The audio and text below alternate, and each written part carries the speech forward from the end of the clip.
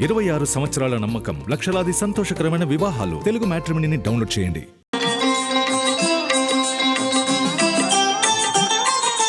నమస్కారం.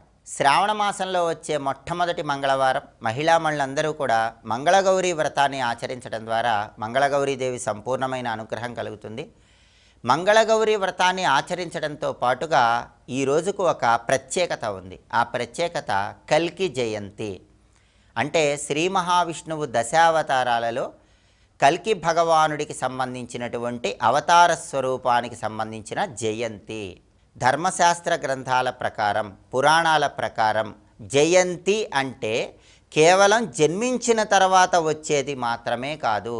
అవతార పురుషులు భవిష్యత్తులో ఎప్పుడైనా సరే జన్మిస్తారని ముందుగానే తెలిస్తే వాళ్ళకి జయంతిని నిర్వహించుకోవచ్చని భవిష్య పురాణాల్లో మనకు ప్రామాణికంగా చెప్పడం జరిగింది. కాబట్టి మనకు అష్టాదశ పురాణాలలో భవిష్య పురాణం ఏం చెప్తుందంటే, శ్రావణ మాసంలో శుక్లపక్షంలో వచ్చే షష్ఠి తిథి నాడు విష్ణుమూర్తి దశావతారాలలో కల్కి అవతారం భవిష్యత్తులో ఆవిర్భవించే రోజు అని చెప్పడం జరిగింది. కాబట్టి భవిష్య పురాణాన్ని ప్రమాణంగా తీసుకొని ఈరోజు కల్కి భగవానుడు భవిష్యత్తులో ఆవిర్భవిస్తాడు. కాబట్టి శ్రావణ శుక్ల షష్ఠి తిథి రోజు ఆయన ఆవిర్భవించబోతున్నాడు. కాబట్టి దీనికి సంకేతంగా ఇంట్లో దీపారాధన చేశాక కల్కి భగవానుడికి సంబంధించిన ధ్యాన శ్లోకాన్ని పఠించుకోవాలి. దానివల్ల విష్ణు కృపకు పాత్రులై సమస్త శుభ ఫలితాలను సిద్ధింపజేసుకోవచ్చు.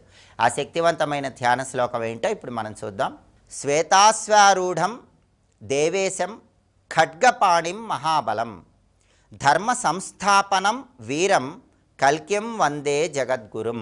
దీన్ని కల్కి భగవానుడి ధ్యాన శ్లోకము అంటారు. ఈ ధ్యాన శ్లోకంలో కల్కి భగవానుడు తెల్లటి అశ్వం మీద వస్తూ దుష్ట శిక్షణ, శిష్ట రక్షణ చేస్తాడని వర్ణించడం జరిగింది. అలాగే చేతిలో ఖడ్గాన్ని పట్టుకొని ధర్మాన్ని స్థాపిస్తాడని వర్ణించడం జరిగింది.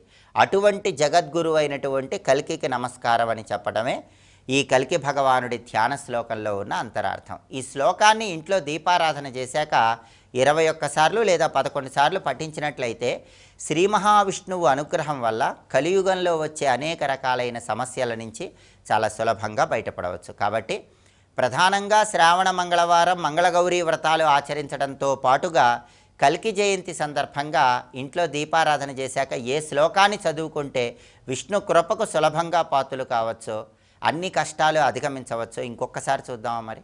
శ్వేతాశ్వారూఢం దేవేశం ఖడ్గపాణిం మహాబలం ధర్మ సంస్థాపనం వీరం కల్కిం వందే జగద్గురుం. మంత్రజపం చేయండి. సమస్త శుభ ఫలితాలు సిద్ధింపజేసుకోండి. స్వస్తి.